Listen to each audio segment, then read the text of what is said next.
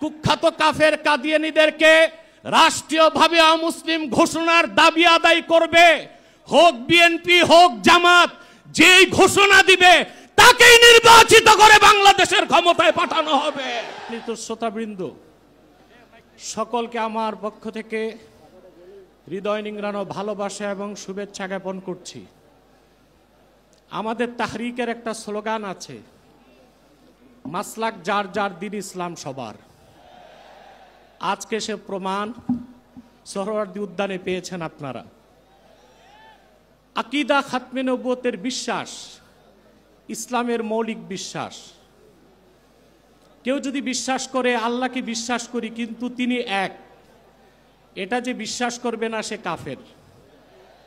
মুহাম্মদ সাল্লাল্লাহু আলাইহি সাল্লাম আল্লাহর শেষ নবী, এ কথা যে বিশ্বাস করবে না সে কাফের।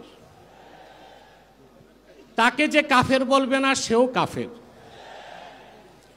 আল্লাহ তাআলা তার হাবিব মুহাম্মদ সাল্লাল্লাহু আলাইহি সাল্লামকে ১৫০০ বছর আগে প্রেরণ করে নবুয়ত রেসালতের দরজা চিরতরে বন্ধ করে দিয়েছেন।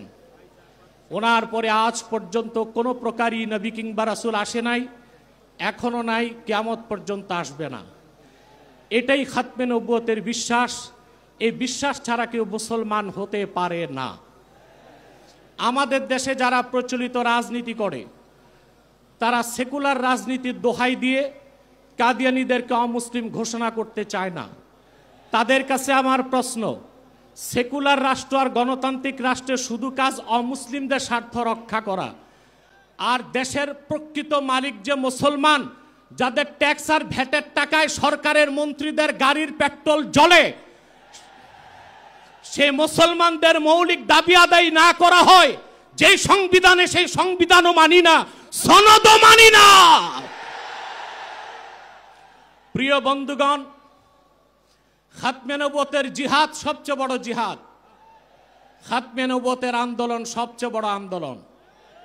আপনারা আগেও শুনেছেন, রাসূলুল্লাহ সাল্লাল্লাহু আলাইহি সাল্লামের জামানায় 10 বছরের যুদ্ধে ইসলামের পক্ষে এবং বিপক্ষে মোট মানুষ নিহত হয়েছিল 1018 জন।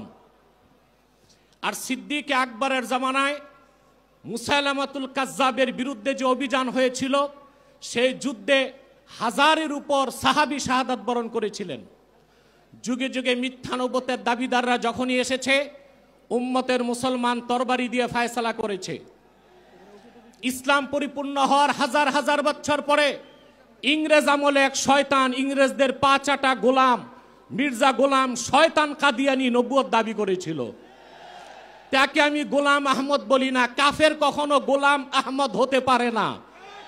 কাজ্জাব কাদিয়ানী ছিল গোলাম শয়তান কাদিয়ানী।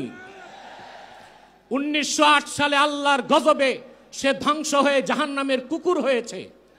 তার অনুসারী কাদিয়ানীরা বাংলাদেশে এখন ব্যাপক উৎপাত করছে।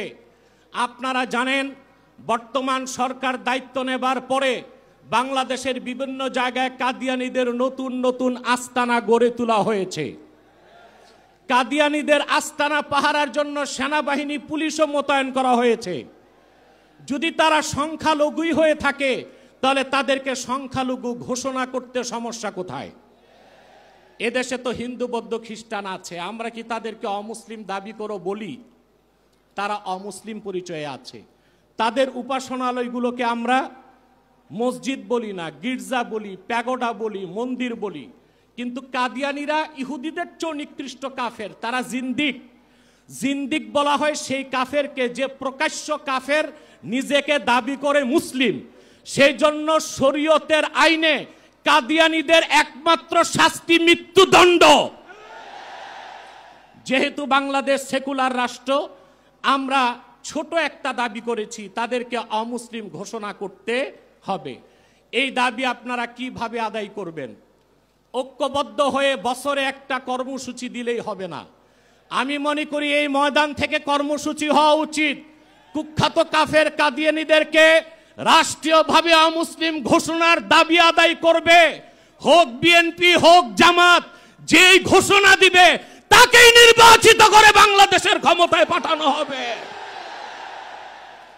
আপনারা রাজনৈতিক দলের নেতৃবৃন্দ ইসলামী রাজনীতির দোহাই দিয়ে যারা আন্দোলন করেন, আপনাদের কর্মসূচিতে কেন ঘোষণা দেন না সংসদে গেলে কাদিয়ানীদের অমুসলিম ঘোষণা করবেন?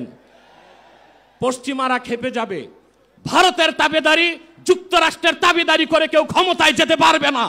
যদি যায় ক্ষমতায় টিকতেও পারবে না। এক সাগর রক্তের বিনিময় হলেও বাংলাদেশে কাদিয়ানীদেরকে রাষ্ট্রীয়ভাবে অমুসলিম ঘোষণার দাবি আদায় করা হবেই হবে।